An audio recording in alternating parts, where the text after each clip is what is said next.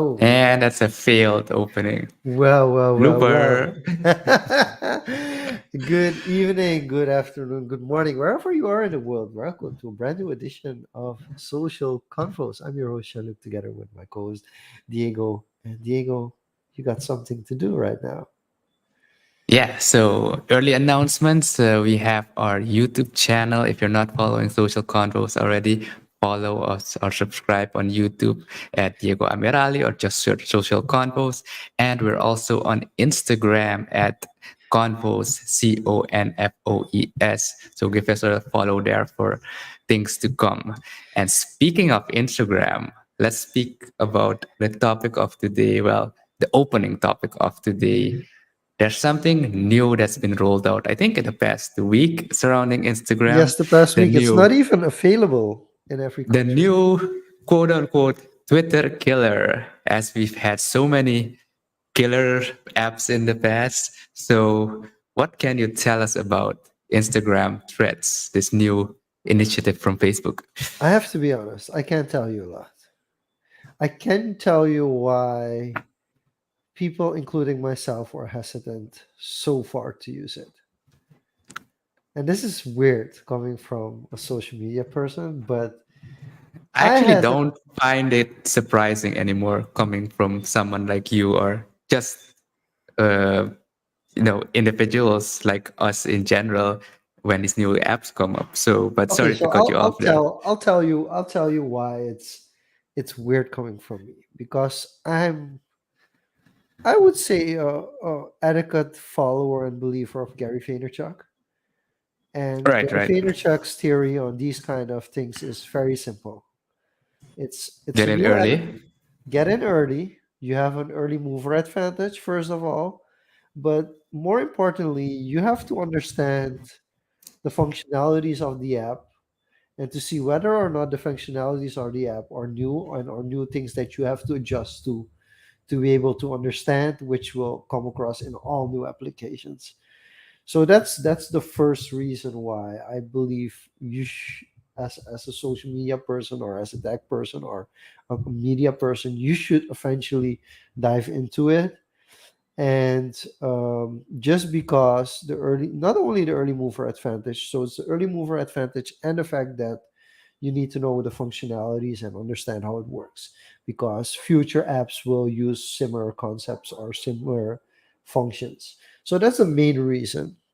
The main reason I haven't used it yet is due to the Facebook rules and regulations, um, that I had a pretty bad experience with Facebook Messenger.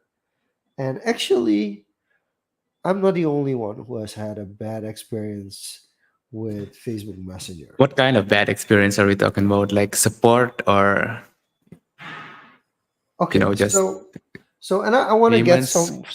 some people's thoughts in as well because I see Doreen has popped in. So hi Doreen. So feel free to add your comments regarding Question the for you, threats Doreen. Have you threats checked out topic. threads? Because that's the discussion Oh, right she now. she definitely has. So she will probably join in the comments to tell how she has experienced threats so far. But I have a bad experience with Facebook Messenger, and the bad experience I had with Facebook Messenger surrounds the fact that if I had it on my mobile phone, I could not log off. So I could switch between different accounts on my Facebook Messenger, but I couldn't log off.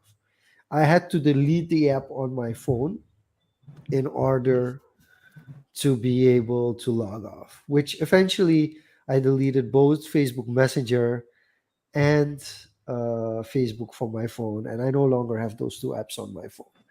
And I've seen I don't know if you've seen the new statistics, and it might be a first, but I might be able to pop it onto the screen. But in the latest rankings of biggest social media platforms, actually Facebook Messenger has gone down a lot. It Oh, used to be, yeah, it used to be like in the top five, and it's slowly going down and slowly losing hundreds of millions of users, actually. So that's a very interesting thing. So why do I bring up the whole story about the Facebook Messenger story? Because with Threads, it's connected to Instagram. correct. So with Threads is corrected to, and if you search on threads.com, it's actually something completely different that's considered to be Threads. So there's already some things that are like when we look at Meta, Facebook bought Meta. So they could take the name Meta. So that's the interesting thing. Facebook actually Yeah, bought a the company branding called approach was Meta. like really thorough with Meta, like Yeah, before yeah. they So took over the rebranding. years ago they bought Meta, and then when they rebranded and people were searching, but wait, wasn't there already called a company? They realized like, oh, Facebook actually bought that company. But with Threads, it seems different because Threads.com is not owned by Instagram Yeah, and Threads. if you go to threads.com, they put a sticker on there. We are not associated with Instagram. Yes, So yes. what So does they this tell already us? have. So there's already an issue there. So somehow, or one way or the other, and I haven't done thorough research on this. Instagram Threads is basically Threads is an app that's an Instagram app. And with this, I'm not sure if what I just mentioned plays a role into this, what I'm about to say, but Threads is connected to your Instagram. So in order to delete your Thread account, for You most have to people, in delete your order Instagram. Yeah, you have it's to linked to delete. your Instagram. I think that's one of the first, reactions I saw online with that dissatisfaction. The moment you opt in for threads, it's Yeah, basically you you you can't opt out of the future out of Instagram anymore because it's like corely embedded to your Instagram account. yeah. So it's basically a log, and if you stop using threads because you get tired of it, you have an empty account that you cannot, or you have an inactive threads account which you cannot delete because if you delete Instagram. So that's a reason why people are hesitant. Um, and Doreen is saying you can actually deactivate threads. But the question that is going on, and what most people are saying, you can deactivate threads, but you cannot delete threads, meaning you can't actually delete your account unless you delete Instagram. So Yeah, you're still locked into the ecosystem basically. that's an interesting conversation. And I haven't jumped on. One reason is because I haven't figured this thing out. uh, Doreen just said you can deactivate. You can probably also delete your old threads if you want to. So have an empty. Uh, if you have an empty thread account, then it doesn't really matter that it's an active account or a deactivated account. But that's one reason. But the second reason is maybe a little bit more interesting, and that is I've decided to actively post on social media. And I started with TikTok and Facebook. And with actively, I mean we're daily postings. I was And about to say, I've gone through your Facebook timeline. I'm not sure if it's the page or the personal account, and I have the seen daily page, posts. Yeah, the page. I the have seen page. daily posts, and like, Yes. even though it didn't show up in my feed, but Yeah. I was just checking to see, and like, Yeah. oh, when did this happen? When does this happen? It just happened 2 days ago, Diego. It's very recent. So, and there's a reason for it. And Doreen is actually interesting that she's joining in to this episode because one of the reasons is the organic approach. Um, I've taken the easy route over the past couple of years with Facebook advertising because Facebook advertising was rather cheap. And I decided I would never advertise for page likes, but I was willing to advertise my content for $1 a day. And I did it. I haven't done I this was before COVID, by the way. We're talking at least 4 years ago. I used to post and then I would post and advertise $1 a day because, and this is something that comes back from social media marketing world as well, and speaking with Billy Jean is marketing, who's very big on advertising, and he has a very simple saying like, "Hey, if you're paying or spending an amount of time to actually make good content, why should a channel show it for free?"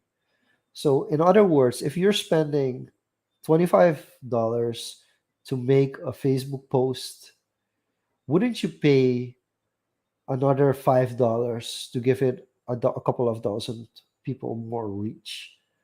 And Mm-hmm, I've mm-hmm. used that approach for a while. But then when it started becoming interesting and I started thinking about the algorithm, and one of the things about the Facebook algorithm, if you start advertising, you're going to be pushed towards advertising. And understanding how creators build their brand without advertising, I started saying like, okay, but still, you should be able to run a Facebook page or an Instagram page or a LinkedIn page or whatever, or TikTok Yeah, on YouTube. completely devoid of advertising, right? Yes, completely organic. It should be possible. It might be harder, but in the long run, you actually know that actually people value the content and it's just not paid media. So it was an interesting thing, and that's interesting about Doreen. She's all about organic. But for me personally, the reason why I didn't do organic is because we wanted to show companies like, hey, you can get seen on social media. So with just the $5, especially in Suriname, you would get dozens of reach extra, and I get like 20, 30 times the engagement that you would get without advertising, just for a $5. And recently I started looking and I realized like, hey, but before the ad starts running, some pages have like zero engagement, like 50,000 followers, 10 likes on a post.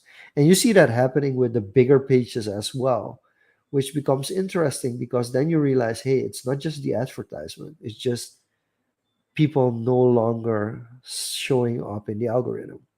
And I Right. think the most interesting case, and then I'm going to finish off my rant, is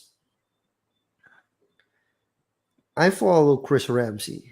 And Chris Ramsey is one of the OGs when it comes to YouTube content for Magic. Like in the time That's a frame very of niche. COVID, Yeah. yeah, in the time frame of COVID, like there are a couple of things that pop up. Tetris popped up, chess popped up, and Magic popped up. Those are the three things that I started seeing in my timeline YouTube more than usual. Chess, Tetris, and Magic. And Well, chess state.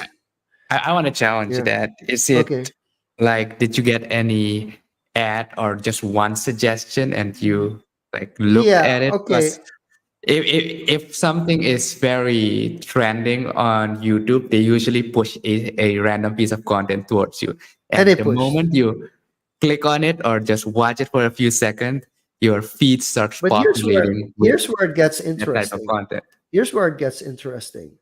Both with Magic, both with Magic, and I can't fully 100% prove this, but I'm gonna give you my take. Both with Magic and Tetris, the fuse dropped after COVID disappeared or Hmm. started becoming less, right?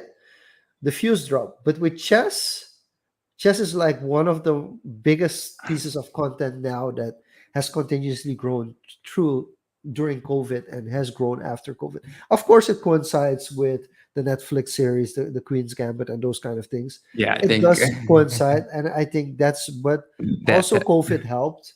A lot of people started playing chess, and youngsters took it up. And of course, it's a very old game, which became popular again, which makes it interesting. And there were already significant chess content creators, but also the chess grandmasters picked up creating content for chess as well. They immediately saw an opportunity there. But I was talking about Magic, and like with Tetris, I feel Magic after COVID started going away, it lost steam. It doesn't come in my feed as much. I used to get Penn and Teller Fool Us videos all the time 2 years, 3 years ago. I don't get any of them anymore. And Chris Ramsey was one of the OG Magic YouTube content creators, and he has over 7 million subscribers. But when you look at the amount of people that see his videos now, it's almost like the algorithm is saying like, okay, yeah, but it's not as interesting anymore. And he got motivated recently because he found out that Tom Holland watches his videos, like Spider-Man watches his videos, Yeah. and actually got excited and spoke about how he watches the videos and actually bought the stuff that Chris Ramsey was talking about. But one of the things that Chris Ramsey is dealing with a lot of creators deal with, is all of a sudden you have to decide: are you going to make content that you like to make, or are you going to make content that the algorithm wants to see? Mr. Beast has perfected the second one. Yeah, Mr. I think we Beast, brought up Mr. Beast a few times, but yeah, I feel like Mr. Beast is an anomaly in this no, but you have to because he understand. has, yeah, kind of Yeah, mastered the, he is ahead yeah, of the algorithm, or he yeah. sets the stage for the So algorithm. I have to clarify this as well. When I say you got to make content that the algorithm wants, it's often content that your audience wants. Like it's most of the time content that your audience wants, and at least the largest part of your audience. And the interesting thing about when he started mentioning it, and I started looking as well at, like, he has 7 million subscribers, but like a lot of people with 7 million subscribers get like around 5 to 10 million views on their Hmm, vlogs and hmm. their videos. For him, he doesn't. He gets a couple, maybe 100,000 on average, or a little bit more than that. And because he likes doing puzzles, and like he doesn't only and vlogs, and he doesn't only make content that people wanna his majority of his followers want to watch. He also dives into content that he likes making. And that's the reason why I started this experiment. Because I already know what kind of content. I know two pieces of content that if I make that content, I could go viral every day. But after 3 weeks, or maybe after 2 weeks, I would burn out because it would take so much energy for me to make that content, and I would be typecasted and known for that content. Can you clarify what typecast it is? Typecasted And is like, I don't think yeah, I'm familiar with the term. Yeah. okay, so you know Yuan Granchi, right? Yuan Hananos. Yes. Okay, he was one of the biggest YouTubers in Suriname. And at a certain point, he started going viral. He started getting like hundreds of thousands of views on all of his videos. But he was making parody videos. So it was like a popular song in the Netherlands or a popular song in the world, and he would make a Yeah, yeah, parody yeah. version I of it. remember. Yeah. Yes, he would go viral. Blogs and websites in the Netherlands would start talking about him going viral, and basically that was started being what he's known for. And then he just stopped. He stopped with YouTube for a year or half a year, and then when he had to Gotcha. come back, he basically had to start over From again. zero. Yeah.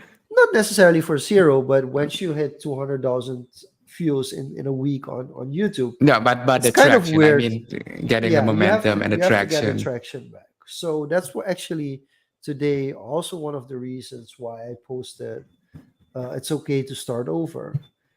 And that kind of coincided with Chris Ramsey saying, like, I'm starting over, I'm starting a channel with something I like to do, I'm passionate about. So he's basically going to start another channel. He's not going to abandon the main channel with 7 million subscribers, but he's also going to start another channel that hopefully gets him excited and positive as well. But for me, it's the same with the new channel that we just created, this, which is content, Surinamese content that's focused on games and fun and stuff, which is also starting from zero. I mean, it only has like 50 followers on Facebook and like 5 subscribers or something. So that's also starting over. But So yeah, I want to share my observations, like okay, to go ahead. draw parallel on your observations on YouTube. And I know we transitioned from Instagram threads to YouTube, but this plays into the next topic, the content drought. So you saw a lot of chess. Queen's Gambit had a bigger role to play in that. You saw a lot of Magic, and what was the third one? Tetris. Tetris, right? Gaming. Yeah, So Tetris, the it, World Tetris in Championship. that period, Yeah, those like 2020, 2021, 2022, the only video I saw that's remotely close in one of those genres in my feed was David Blaine. And the only reason I saw David Blaine was he had a collaboration with Marques Brownlee and a few other tech YouTubers. yeah.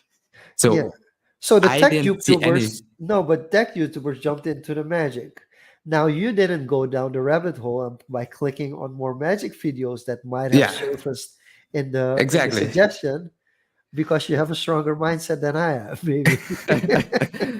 Exactly. So that's what I wanted to illustrate. Like once there's a lot of collaboration, or once that when a hype picks up, the really dedicated content creators see that early and they pick up on it. And what you'll notice is if you follow a certain genre or certain group of people that often collaborate, you'll suddenly see, even with podcasts, you'll suddenly see the same person in 1 or 2 weeks on every channel. I saw this with Alex Hormozy. He was on Graham Stephan show. He was on Impact Theory, Tim Ferriss, I think. Like a lot of shows, totally. And it's like a mass push of, that if it's a person, that type of content. But that then transitions into also what you mentioned, channels completely changing what they do. Because I remember some of the OG 2008 2007 channels, like I think Niga Higa was one of the popular channels back then, Ryan Higa, because of his parody skits. And then he transitioned into a lot of short comedy videos. But in the past, like I think 3 4 years, he completely move because he didn't make content for his audience anymore. And I think he's just streaming games now. So it's a complete shift in the type of content they create. But even with a decade track record of consistently creating, eventually they either hit a content drought, a wall, or they just burn out from repeating the content. I've heard Graham Stephan talk about this a lot. If Yeah. you watch Graham Stephan's videos on it's a finance, yeah, it's not financial advice, but basically his take on finance channel. A lot of what he says, like 80% of what he says, is the same thing in almost every video that you watch. But that makes, I have to say, that's what makes Gary Vaynerchuk great. Yeah, That's what makes him great because he's saying the same things for 20 years straight, but he's just continuously packaging it and packaging it in such a way. And that's the interesting part. And Gary probably deals with the same thing. He first of all is better at monetizing it, that for sure. That I have to. He's a branding genius when it comes to that. But he's also somebody who I don't watch that often. Like, I'm a fan. I actually bought stuff from him, like shoes, books, yeah. NFTs. And I the bought those surprising thing things, is but you don't consume the I content don't as much. consume the content as much. So that's the interesting thing. And I do wanna bring another thing because Doreen's putting some great input here. So passion projects, and this is something that has started a lot because and quick shout out to Jay Beer talking about tequila. Maybe we should get him on, and Marcus Sheridan or talking about deep sea fishing. Maybe we should actually reach out to these two social media gurus to actually talk about their new projects, because I noticed that like when you're an OG like Nigahiga, um, you have some advantages and some disadvantages. One of the advantages is like you're OG. So a lot of people look up to you. A lot of people, especially in the early days, you get a lot of traction. Yeah, there's a But then, legacy status basically that yes. comes with it. But the field has changed. Like if you look at content creators and influencers now, they have to often be very niche because you have to be very niche to stand out. And it often comes with certain brand deals that push you even more towards that direction. And just not just the brand deals, but your passion projects. And that's the interesting because I struggled with YouTube for years. I didn't know to do what my YouTube channel for years. And then the Lucky Day show came, which is a sports show every Thursday. And basically, that has been one of my most successful projects. Also, because it's a passion project. Also, because hundreds of people tune in to watch the show, give feedback, include, and it's really a community based feel around people that like the same thing. And I think that's one of the things that in the early days it was just trying to figure out how the platform works and putting in fun, entertaining content. And now all of a sudden, it's also like, okay, but you have to be passionate about it. And at the same time, you see a new group of creators coming saying like, okay, yeah, but for me it's just about the money. So I think we're going full circle, and what's happening is that you have to reinvent yourself continuously, and the decision you have to make is, do I reinvent myself in my same field? Do I continue the same route that I've been doing, or am I realizing that it's not actually the thing that I thought was what made it fun for me? It's something different, and I can find it with other stuff as well. Yeah. So the last thing I wanna mention on the reinventing, and this is a shout out to a few episodes we did ago dedicated on reinventing yourself, not only on social media but on a personal level. So check that one out. But what I've also seen is a lot of channels, they've been around for years, and you bringing up that very niche specific thing, it's getting more, I'd say, prevalent. And once you can tap into the community, or just one video reaches the community, or gets into the algorithm, that video drives a lot of traffic. So, for example, I follow a are you familiar with the let's play genre? It's popular on Twitch now, but basically the gamers just stream what they play and have Yeah, commentary. So I follow two guys now. They started a journey with a new game that I play as well. But I also studied the history of the videos they had, right? And they were covering another game for years, yeah, now. I think maybe 5 6 years. They even have a podcast, and their channel was like maybe 10,000, 15,000 subscribers. The views were very minuscule. And when they transitioned to the other game, and they have high production videos and yeah, a podcast, it just took off. So it just goes to show, even though you can be consistent, having the right content and interest align with each other, and some luck, of course, getting into that algorithm can have a yeah. huge impact. Because the So, previous game you are playing what is still more popular, but so I'm not because sure it's so saturated, how much of luck it is. Um, so it's again, consistency, but no, hitting that. the Facebook algorithm for me has been quite easy in the sense that it's very mainstream. There's certain topics that are just hit topics. You Yeah, don't always want to post the hit topics, especially in Suriname. You don't want to always jump the hit topics because the hit topics, there's always kind of like somewhere there's a negative connotation. Like somewhere in there, it's always fueled by something that people could have a strong negative opinion towards. but I think that's a given, right? And Any hype topic no, is but prone to a lot of it's more polarity on and controversy. it's more on Facebook because of how the platform is set up. And most people forget about this. Facebook from the origin is not an interest based social media platform. So that's something it's really hard to understand, but Facebook from the ground up, Facebook from like the pure, if you look at the basics of how it was conceived and how it grew up to be, it's never been an interest based platform. That's why Facebook hashtags never really took off. It's not an interest based platform. Instagram, Twitter are interest based platforms.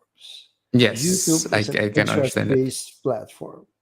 So, what happened with Facebook is that over time, and another thing that plays a role, it's really easy to share on Facebook.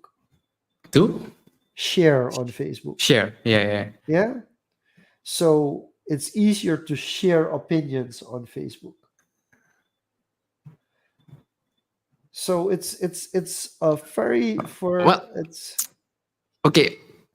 Yes, it's very easy to share opinions on Facebook. I get that. And especially here. yeah, So, what's the difference, would you say? And I'm going to bring up threads again, but before we go into threads, in the statement you just made, very easy to share opinions on Facebook, locally, especially compared to Twitter. yes. Are you not considering that opinion based either? Or No, but do you consider that opinion? on Twitter you don't come across it as easily because on Twitter you start following people based on interest. On Yeah, Facebook you don't start people following people based on interest. You start following them based on whether or not you know them. true, true. Yeah, so that's it's a very different, very small differentiator, like a very small distinction between the platforms, but plays a larger role than people think. Facebook from tradition is you first connect with people you know.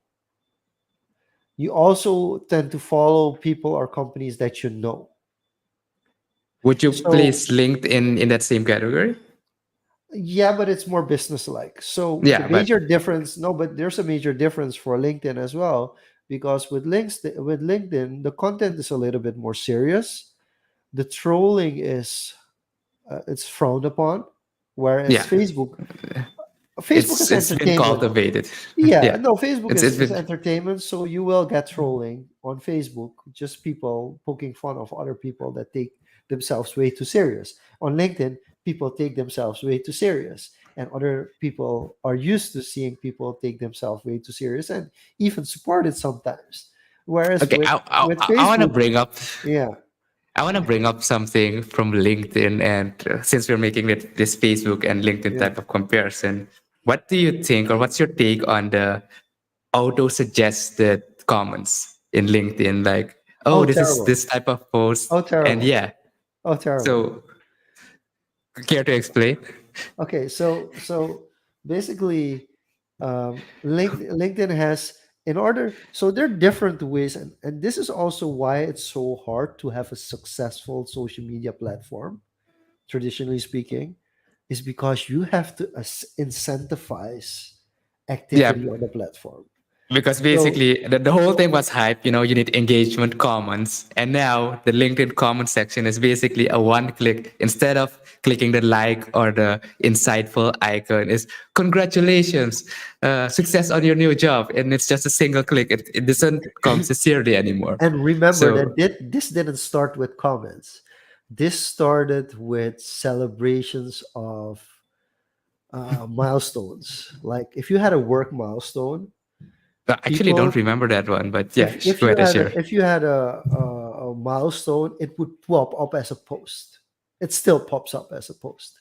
If you have a milestone, if you have been working for the same company for 5 years, LinkedIn will make it a post like as a Oh yes, milestone. yes, yes, Okay. yes. I And then remember with those. that, Yeah. you could like the post and comment on it, or you could send a message. But the message was also pre-written. So and it's gotten less, but still during any time I have a milestone, whenever it's October, I get people congratulating me on being at Ineffable for this amount of years. And these are standardized messages. And I would reply to all of them because it's a moment of engagement. But I feel with the comments, and that's the thing you're getting at, with comments, it goes a little over the top. It goes because also there are people that are using it. And the people that are using it the most are actually people that run Instagram accounts for others. Okay. Before you bridge that relation on Yeah, it, the relationship with Instagram, yeah. what I've also gotten a lot lately, maybe on LinkedIn, is recruiter DMs or Oh service yeah. DMs. Oh yeah. Like, so I'm like thinking to myself, how many are these are bots, mass campaigns just to personalize DMs, and how much of it is actually sincere? Do you have any Are insight you on those? are is it showing that it's advertised or are you just talking about just Some yeah, I have actually seen both. Some are yeah, paid ads, and some are not. yeah. So the So paid ads I've seen a is fair share of both. The okay, if I okay, see the ad icon, I don't even open it. okay. Because I have to say we advertised on LinkedIn quite a lot, and those type of ads didn't really do that well, to be honest. So Right, there's a way because to advertise on LinkedIn, I want and to then you're see sending a am I the DM. oddball or if it's just a No, normal no, no, no, reaction. no. So Okay, it's a normal reaction saying like, we're not doing that. So actually, if you want, and that's what also makes LinkedIn interesting, is that on LinkedIn it's so much better to just use a profile compared to a page. It's so much better for your branding and marketing purposes. And the reason for that, if you would get LinkedIn Premium and you would pay monthly for LinkedIn Premium, you would probably get better results on DMs to people you want to reach than you would get if you would advertise on LinkedIn. that I Yeah. can understand So because that's that's one of their big business models as well, right? The yeah. premium So it just subscription. the premium subscription. Even though I don't recommend it for everybody, but if you have to decide between a premium subscription for your profile and paying for ads on your page, you could probably better do the premium subscription. You would get more benefits from that. So of course there are some exceptions, but I think that's a major difference between Facebook and LinkedIn. But the biggest difference is that LinkedIn is just a little bit more serious. The content's a little bit more serious. The people are a little bit more serious. Facebook is just one big entertainment block, basically. So yeah, that's the whole difference. So and do you want to be known as an entertainer? Yeah, That's go the on major Facebook. question. That's really the major question. Do you want to be known as an entertainer? And if you want to be known as an entertainer, Facebook is perfectly the right place for you. So then Yeah, I want to throw that back to you as to you mentioned, you have a strategy now to post on Facebook and was and it TikTok, TikTok. the other one? Yeah, Yeah. TikTok. What's the thought process behind that? Okay, so the thought Of process course, behind yeah, it, I know it's an experiment, but what's the out, outlook you're having for it? well, it's a little bit more personality. I personally don't, I'm not big on celebrating things. So I won't be like, hey, it's my, um, yeah, my marriage is so great. And I post pictures of my children. I do post once a year when I have my anniversary, but that's like the only post. But that post alone, that post gets 10 times more engagement than any other post I make. So if I wanted to milk it, if I was like, hey, I want to be get famous, I would post way more about my relationship with my wife. I would post way more about my children. Like if I would post a picture of me with my kids, I mean, it would get hundreds of likes, maybe even 1,000 or even more. But I don't feel comfortable with that. Right. So I'm definitely not going to go that route. Other content that does really well is my text only content. If I post text only, I probably get a better reach and a better engagement than if I post a visual or a video. Yeah, And I've actually noticed that with your yeah, posts. and the Facebook algorithm has accepted that for me. Another thing that does interestingly well is if I share positive content about Suriname. So the post is not my own. I just share content about Suriname that is already going viral, and I share that as well. For some reason, the Facebook algorithm feels like, okay, So we're gonna do you show it feel to like people. you've been, I don't want to say labeled, but that the Yeah, it's algorithm has labeling. Yeah, profiled it's you to a labeling. certain degree? Yeah. It's labeling. It's that simple. And I'm gonna give you an example with this, which is completely new. I posted two things on Sunday. I posted two posts about, and I switched it up. I did a photo with a link to the YouTube video, and I did a YouTube direct link to the YouTube video. Like, first of all, people don't know what it is, so they don't have any interest in it. But also, secondly, the algorithm is like, nah, we're just not gonna give this a second chance. It's if it doesn't go, I'm sorry, it's not gonna go, You got one right? strike or you're Yeah, out. and I was like, okay, I was like, I just want to be sure about that my page is not completely that. So yesterday I posted a text only post, and of course the comments are much more than the reactions. But it was interesting to see that I actually still have reach on the page, because that's Mhm. the scary thing, a really scary thing about Facebook. Your reach can completely disappear if you spend a week of shit posting, like they call it. You can like completely destroy the algorithm on your page, and basically nothing's happening for you anymore, right? So that's why I say the algorithm, because you can say like, yes, it's content that your audience wants, like Doris mentioned, but if it's too far off, um yeah, it's gonna be a bummer.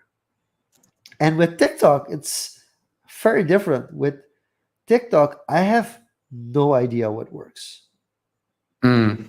I have an That's- idea for companies what works and what they should do as companies, but on a personal, like, yeah, I feel like one thing that definitely works, and that works with all platforms, is personalized stuff. So if it's something that I'm just speaking into a camera, or I would actually do a vlog, and I've seen that on TikTok, that like my old vlogs, I decided to test it with my old vlogs, and I took some of the old vlogs and posted it on TikTok, and they go great. So that's a way that you can say like, okay, it's personalized. But if it's non-personalized content, oh yeah, it's most likely not gonna do anything. But now what I'm also wondering, and this is a question for everybody watching to figure out if they want to experiment in this, and then we get back to Mr. Beast because he did this for years. But I'm trying to figure out whether or not it makes a difference if you post a TikTok from your desktop versus if you post a TikTok from your mobile. Mm. Yeah, I have zero insights on that. I don't even have a TikTok account, I think. Yeah, but that's so these are things because and this is for people who have been around for a very long time.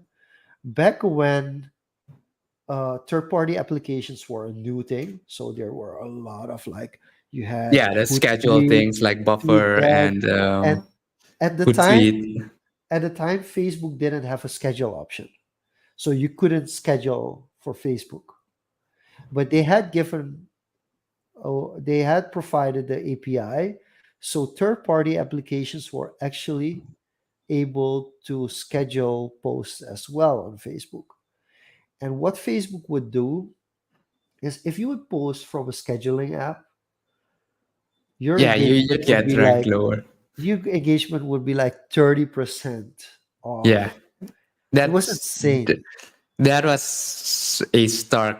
The first thing I noticed actually, like why the scheduling apps didn't even when I was still remotely interested in the online stuff. Yeah, But that was one of the first things I noticed. That's why I yeah, never opted in for any scheduling type of app, yeah. even though it So the was interesting convenient. So the interesting thing is, and I just checked, I reposted a TikTok just to see the impact. And see, here's an example. Devin says like TikTok doesn't really promote desktop posted TikToks. No one but one view, with mobile you get at least 200 views. So that's an interesting thing that I've started noticing. So basically, you're as a platform, you're kind of incentivizing me to do it from your mobile. But now I'm not sure if the reason why it goes better from your mobile is because when you post on your mobile, you're gonna go through TikTok and you're gonna spend time on TikTok as well. So Yes, now I also or want to figure it out like encourages if consumption I if I and doom spend scrolling. if I spend like half an hour on TikTok and I post a TikTok after spending half an hour on TikTok, am I gonna get more engagement than if I just post without spending Mm. time on TikTok? So all these thought Yeah, is it processes are correlated to now your actively usage of the yes, platform? yes. So that's where you and that's also and that's also where you're starting to see like the difference between a creator who does it like full time and a company, because a creator is able to, because they want to monetize the platform and or earn a living from creating content on a platform, they're going to live on that platform. Whereas with business people, they always want like, okay, can you give me the tips and tricks for this year? Can you tell me? Because they don't have the time to spend that time on the platform to understand. They should have it, but they don't get it because they get swamped with other work stuff. Yeah, no, that's a very, very interesting point. Like what I've noticed, like mobile driven content and a lot of apps started like that, mobile first, and then they enable the desktop feature to do it. But TikTok, Instagram is like very mobile driven. So, I gotta give you another one, another interesting one. So when we just started a new Facebook page, and for I this, uploaded a right? video. Yeah, this. So and I uploaded a video on it, and the video was I think 15 seconds. And Facebook immediately asks you like, "Hey, do you want to make this a reel?" And then they also say like, "Hey, pages with your size, they get 500 times more engagement if you post this video as a reel, if you do it the traditional route." And I'm like, "Wait, what?" And that's the extreme thing. So they have gone so much mobile because probably in Facebook, in the R&D department of Facebook, Mhm. they have realized like, hey, listen, and this is something that I tell all my clients. It's like, listen, 99% of the people that go online, at least for our country, 99% of the people that go online It's mobile consume first. content, consume their mobile on mobile. Not it's not only mobile, but nine. So there's only 1% that still visited social media platforms on their desktop only. Ninety nine I percent think I'm uses. a part of that Yeah, 1%. when it comes to Facebook, I'm the 1% as well because I just explained that I don't longer have it on my Uh, phone. So but yeah, understandable. so basically they figured out like, okay, for Facebook it's probably around 90% as well. 90% of all Facebook consumption is on mobile devices. So hey, we need to optimize for mobile.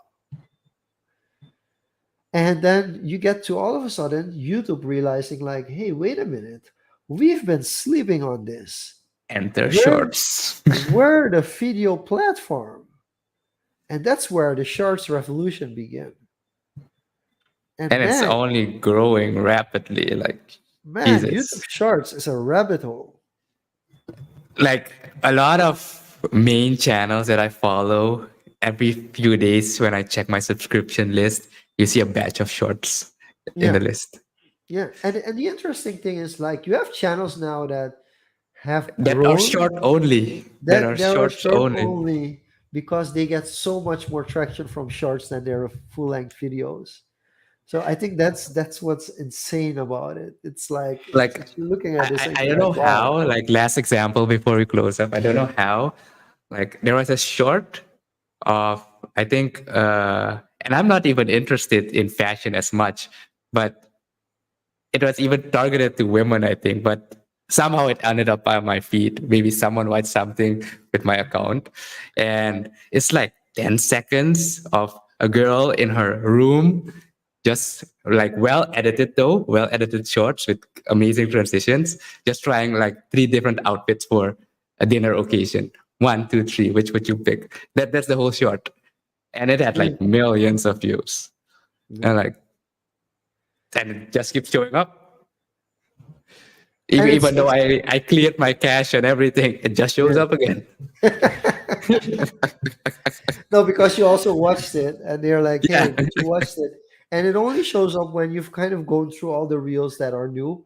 Then it pops back yeah, up, and it comes back again. Like even if it's an older short, if it's and a see, very popular short, and to go full circle, because this is something that people probably don't fully understand or comprehend yet. One of the major things from people that I spoke with that went on threads, aside it from being a literal Twitter copycat, thread. um, I don't think Twitter thread, Instagram threads, it's a thread. no, it's not. But that's something completely else again. But one of the interesting things Uh, that I do wanna tell you and talk about is one of the things they said is like, hey, I'm seeing so many international people in my newsfeed. And this is also something that I noticed with Facebook when Facebook decided let's also give them a timeline. So beforehand, and that's why I haven't posted anything on my personal profile for Facebook for this year.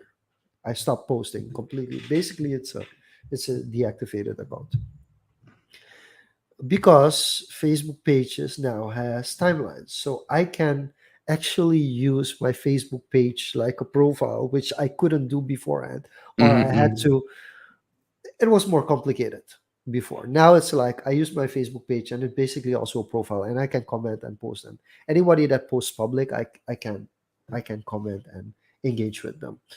And basically, since that happened, um, Facebook is trying really hard to make it more interest based, to tap into my interest. And it's not just it's doing a terrible job. It's just doing a terrible job. And that's my major concern with threads. If they don't get the hashtags for the threads right and get the proper interest based, and if they are not able to copy that aspect of Twitter, it's not gonna work. It's just not gonna work because you can try to make your platform interest based, but it has to be truly interest based. Yeah, if it's not a score, it won't. So and that's the interesting part about Instagram threads. If Instagram threads succeeds, it's because they're able to succeed getting the algorithm right for interest based threads. Because compared to Facebook, Instagram is less loyal to family and friends. That's already the Yeah, big because Instagram, when Facebook bought it, it was that interest was based. the advantage. Yeah, that was And the it, advantage. yes, that was the advantage. That's also why they bought it. So if Instagram threads manages to go interest based successfully, then it could win and it could really rival Twitter. But if they don't manage to get that part of the app right, nobody's gonna talk about it in 3 years time. Yeah, it's a tremendous uphill battle, and I think it's just them shooting their shot with the half-assed effort they put into getting the domain. But I'm just saying something right now, so Yeah, algorithm prove me wrong. yeah, With that being said, it went surprisingly smooth today. yeah. It was interesting, but yeah, that happens when you talk about social media. So I don't think I can complain about not loving social media that much. It just generally interests me. Yeah, it's a different And type of love. I'm really getting into more of understanding the algorithms each day, and it does have my interest. No, it is an intriguing subject, but with Yeah. any intriguing subject, once you really dive into it, and And you'll really unravel it. I want to say, to be honest, there definitely could be a situation where we could talk in an episode in the future, and I'll be saying, "Ah, yeah, I'm on threads, and I'm posting daily on threads as well." But to go Awesome. full circle, the reason why I'm not doing this is because I think Instagram is at the moment one of the hardest platforms to grow and to post daily, and I think that's also the reason why they jumped in with threads. So we shall see if we're gonna opt in to threads with convos. The Oh, we should. account is Oh, we there, should. but No, we should. okay, we We will. will. Yeah. John just proclaimed it. Okay, we will activate threads, and we'll think about what type of threats we're gonna make. Not threatening threats, but some threats. With Oh that being yeah. said, this was another amazing episode of Social Confoes. The episodes will be released. They are being regularly scheduled again. They will be released by the end of the month, and we will be back with another episode next week. And maybe you might have a guest. Yes. And Tune in. as always, don't forget to subscribe to Diego Amarali's YouTube channel, and we'll see you on Instagram. Check us out on Instagram at Confoes. See you later, and see you next week. Same place, same time. Bye bye.